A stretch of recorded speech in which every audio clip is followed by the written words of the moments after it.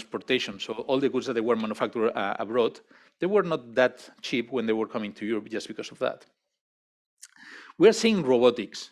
So robotics are diminishing the cost of labor, and that's impacting as well in terms of how interesting it is to delocalize versus relocate again. And after the Ukraine situation as well, what we are facing is the political movements to move from offshoring to friendshoring. It's basically to countries that they have a similar values and they are closer to you in terms of regulation, culture, etc.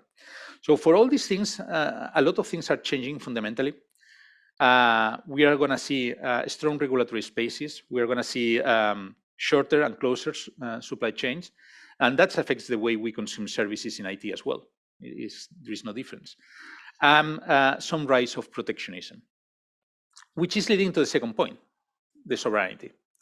So I would like to quote Mr. Breton, because back in September 2020, the European Commission released a paper that was Europe, the Keys to Sovereignty. And we were discussing about three things to be as autonomous as possible and to lead the next revolution. One was the computing power.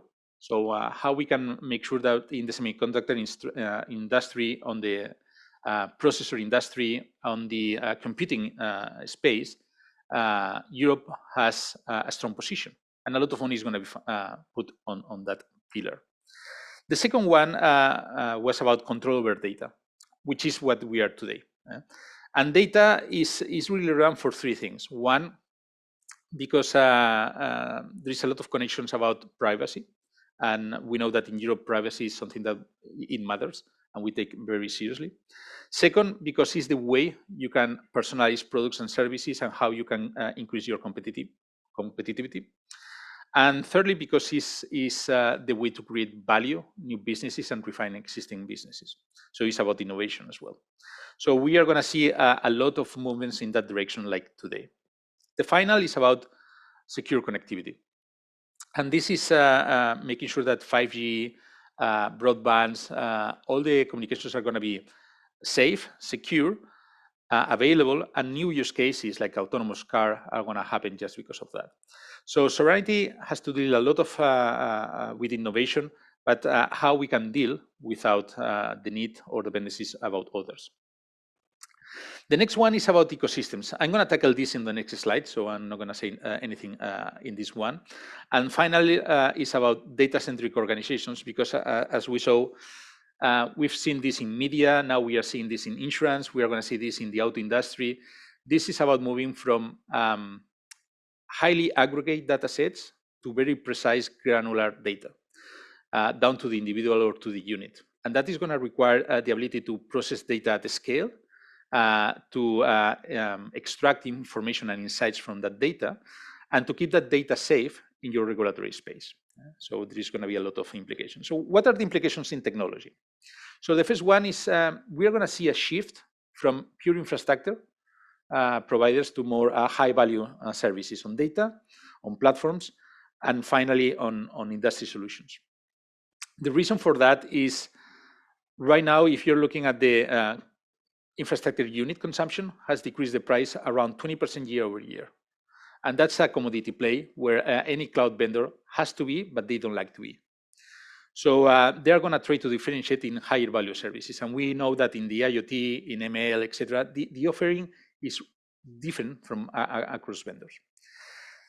So the second one is going to be industry clouds. We are seeing now the seed of this, Microsoft with healthcare, Google with retail, AWS with the smart factories and auto. So we are going to see more and more the will of cloud vendors or IBM in retail banking. So we are going to see more and more cloud vendors that they want to grow in the value chain and they want to deliver higher services that they can monetize and differentiate further. The other thing is the cloud to edge. So this is not anymore about having big centralized data centers that they can process the data. Latency is going to be a huge topic. And especially for the autonomous car, we need to be able to process the data where it's generated and avoiding the cost of communications. And finally, the topic of today. So a lot of people and organizations, they've been speaking about use cases, but the reality is that we don't have distributed data platforms today.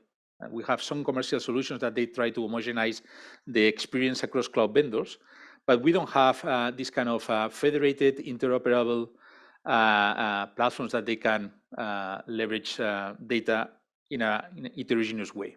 So that's something that we need to create and to develop. So from an ecosystem point of view, what we are going to see is that the vertical value chains that we saw in the past, they are breaking up into more mesh type of value chains. Let me give you an example. And that is happening today in the US. So Tesla is able to see how you drive, how you are spending your time in the car, and it's creating very personalized insurance policies. So you can see in the screen the scoring that you're taking, and you're going to pay based on that scoring, because you have all the experience and the information. So that is how it relates between different points on the ecosystem. And it's really important that across borders and across industries, we are sharing data to create shared value.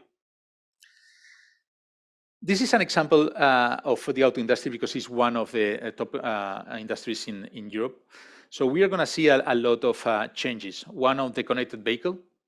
The other one is about the smart factories. The other one is about the autonomous vehicle. And the other one is about the intermediation of the dealership. So direct digital sales and marketing. And all of them, they have one thing in common, that is the data. So we are going to see the need of new regulation like we did in 2018 about GDPR and personal data for non-personal data. And the question is how we are going to exploit that information, share that information across players in the same or different industries, in the same or different countries within the union. So some closing thoughts. One is there is a huge opportunity for the EU. It's not about building infrastructure at the scale, because we have commodity technologies, open source technologies like Kubernetes, containers, etc., that is available for free. But it's on the data layer that we need to invest and to differentiate. Second is about collaboration. This is not going to work dividing and splitting our efforts across different initiatives and across different countries. We need to have some standards and platforms that they can operate across borders. And finally, open source and standards. Those are really important because that is core to the value of the union. So we need to create communities that they can grow and develop that innovation faster. And the only way is, on my view, is through open source. So thank you so much for your time, and happy to have any follow-up conversation during the day. Thank you.